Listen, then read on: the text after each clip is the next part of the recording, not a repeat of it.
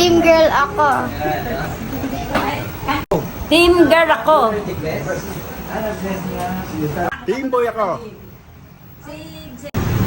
Team girl. Team boy. Girl ang bet ko. It's a boy.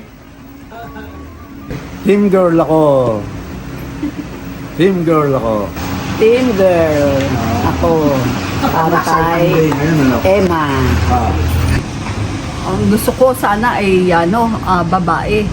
Kasi dalawa na ang anak kong lalaki. Pero kahit ano ibigay ng Diyos na Jehova ay pagpapala pa rin yung kasi ang anak ay mana mula kay Jehova. Pero kung babae, malaking pagpapala. Bukod sa unang apo namin, ay ang babae ay masarap ayusan. Ayan.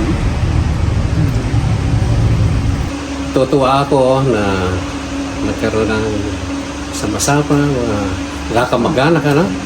Kaya tunay ito ay magbigay ng pampatibay, hindi lang sa lola at lola, hindi pa naman sa buong mga kamag-anak.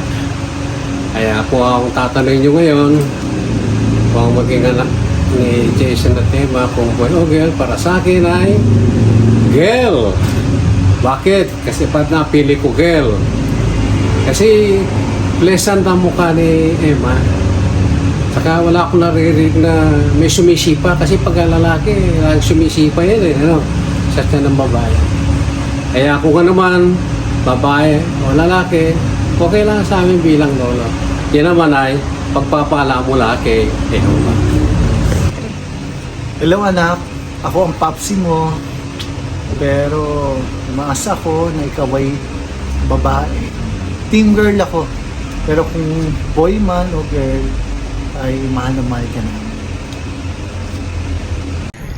Hi baby, I'm your mom and I think you're a boy.